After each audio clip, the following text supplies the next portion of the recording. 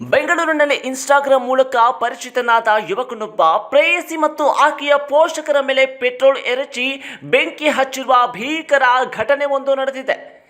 Instagram ಮೂಲಕ ಪರಿಚಯ, living relationship, petrol ಎರಚಿ ಬೆಂಕಿ ಹಚ್ಚಿದ ಕೀಚಕ. ಬೈಕ್ ವಿಚಾರಕ್ಕೆ ಕಿರಿಕ್ ಪ್ರೀತಿಸಿದವಳ ಕುಟುಂಬಕ್ಕೆ ಬೆಂಕಿ ಇಟ್ಟ ಆರೋಪಿ. ಶ್ರೀರಾಮ, ಪತ್ನಿ ಮಂಜಮ್ಮ, ಇವರಿಗೆ 42 ವರ್ಷ, ಮಗಳು ಸುಮಲತಾ, ಇವರಿಗೂ ಕೂಡ 25 ವರ್ಷ. ಇದೀಗ ಗಾಯಾಳುಗಳಾಗಿದ್ದಾರೆ. ಪಾಂಡುರಂಗ 29 ವರ್ಷ, ಇವನು ಪೆಟ್ರೋಲ್ ಎರಚಿ ಬೆಂಕಿ ಹಚ್ಚಿದಂತ ಆರೋಪಿ. ಬೆಂಗಳೂರು ಸೋಲದೇವನಹಳ್ಳಿ ಪೊಲೀಸ್ ಠಾಣೆ ಈ ಒಂದು ತರಬನಹಳ್ಳಿಯಲ್ಲಿ ನಡೆದಿರುವಂತಹ ಘಟನೆ.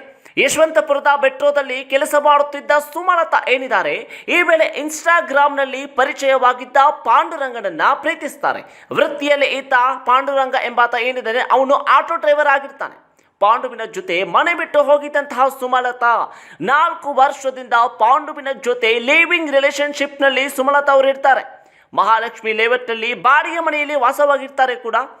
2 ತಿಂಗಳ ಹಿಂದೆ ಪಾಂಡುವಿನಿಂದ ದೂರವಾಗಿದ್ರು. ಸುಮಲತಾ ಜೊತೆಗಿದ್ದಂತಹ ಬೇರೊಂದು ಹುಡುಗಿಯ ಸಹವಾಸವನ್ನು ಕೂಡ ಮಾಡಿದ್ದ ಪಾಂಡು. ಇದರಿಂದ ಗಲಾಟೆ ಮಾಡಿಕೊಂಡು ತಾಯಿ ಮನೆಗೆ ಬಂದಿದ್ದಂತಹ ಸುಮಲತಾ, 2 ತಿಂಗಳ ಹಿಂದೆ ತಾಯಿ ಮನೆಗೆ ಬಂದಿದ್ದ ಸುಮಲತಾ ಅವರು ಏನಿದ್ದಾರೆ, ನಿನ್ನೆ ಸಂಜೆ ತರಬನಹಳ್ಳಿಯ ಈ ಒಂದು ಸುಮಲತಾ ಏನಿದ್ದಾರೆ ಮನೆ ಬಳಿ ಬಂದಿದ್ದಂತಹ ಪಾಂಡುರಂಗ.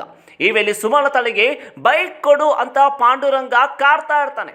ಬೈಕ್ ನನ್ನ ಅಕ್ಕ ಭಾವನದ್ದು, ನಿನಗೆ ಯಾಕೆ ಕೊಡಬೇಕು ಎಂದು ಗಲಾಟೆ ಶುರುವಾಗುತ್ತೆ ಅಲ್ಲಿಂದ.